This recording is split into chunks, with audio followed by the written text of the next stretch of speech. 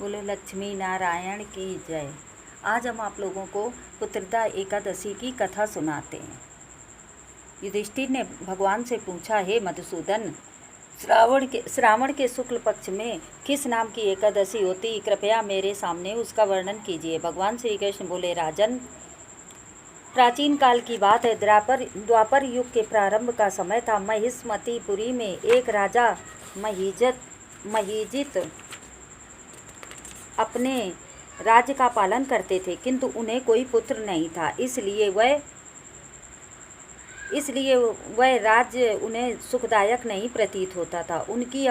अपनी अवस्था अधिक होते देख राजा को बड़ी चिंता हुई। उन्होंने प्रजा वर्ग में बैठकर इस प्रकार कहा, राजा ने कहा, प्रजाजनों, इस जन्म में मुझसे कोई पातक नहीं हुआ है। मैंने अपने खजाने में अन्याय से कमाया हुआ धन नहीं जमा किया है। ब्राह्मणों और देवताओं का धन भी मैंने कभी नहीं लिया है। प्रजा का पुत्रवत पालन किया है। धर्म से पृथ्वी पर अधिकार जमाया और दुष्टों को वे बंधु और पुत्रों के समान ही क्यों न रहे हों दंड दिया है। शिष्ट पुरुषों का सदा सम्मान किया है और किसी को द्वेष का पात्र नहीं समझा।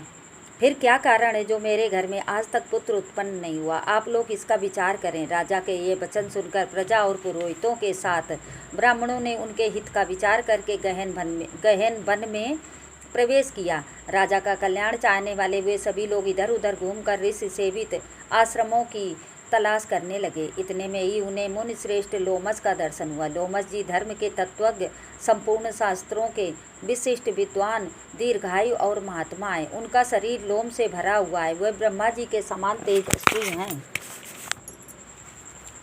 तेजस्वी हैं।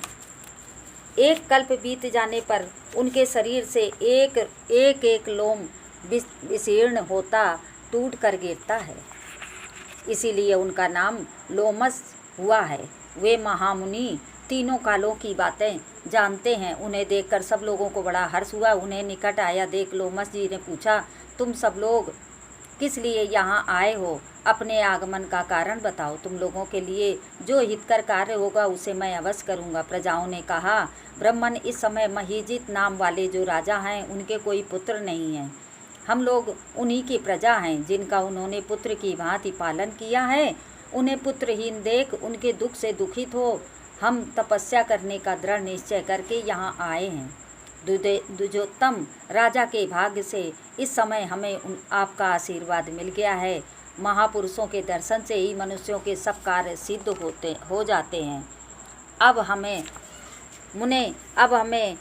उस उपाय का उपदेश कीजिए जिससे राजा को पुत्र की प्राप्ति हो। उनकी बात सुनकर महर्षि लोमस 2 घड़ी तक ध्यानमग्न हो गए। तत्पश्चात राजा के प्राचीन जन्म का वृत्तांत जानकर उन्होंने कहा, प्रजावंद सुनो। राजा महीजित पूर्व जन्म में मनुष्यों को चूसने वाला धनहीन वैश्य था।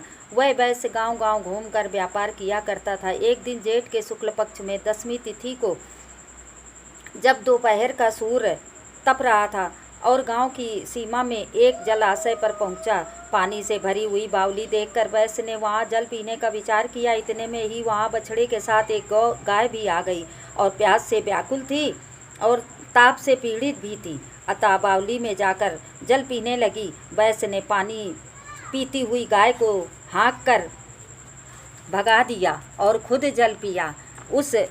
उसी पाप कर्म के कारण राजा इस समय पुत्रहीन हुए हैं। किसी जन्म के पुण्य से इन्हें अकंटक राज्य की प्राप्ति हुई है। प्रजाओं ने कहा, मुने, पुराण में सुना जाता है कि प्रायश्चित रूप पुण्य से पाप नष्ट हो जाता है, अतः पुण्य का उपदेश कीजिए जिससे उस पाप का नाश हो जाए। लोमस जी बोले, प्रजाजनों, श्रावण मास में शुक्ल पक्ष में जो एकादशी होती है वह पुत्रदा के नाम से विख्यात है। वह मनोवांछित फल प्रदान करने वाली है। तुम लोग उसी का व्रत करो। यह सुनकर प्रजाओं ने मुनि को नमस्कार किया और नगर में आकर विधि पूर्वक पुत्रदा एकादशी के व्रत का अनुष्ठान किया। उन्होंने विधि पूर्वक जागरण भी किया और उसका निर्मल पूर्ण राजा को दे दिया। तत्पश्चात रानी ने गर्भ धारण किया और प्रसव का समय आने पर बलवान पुत्र को जन्म दिया। इसका महात्म्य सुनकर मनुष्य पाप से मुक्त हो जाता है तथा इस लोक में सुख भोग कर परलोक में स्वर्गीय गति को प्राप्त होता है। बोलो श्री लक्ष्मी नारायण की जय। वृंदावन बिहारी लाल की जय। एकादशी पुत्रदा एकादशी का महत्व हमने आप लोगों को सुनाया। अगर आप लोगों को अच्छा लगे तो लाइक और कमेंट करना और बताना कि इसी तरह की कथाएं क्या हम आप लोगों के समक्ष भेजते रहें, डालते रहें।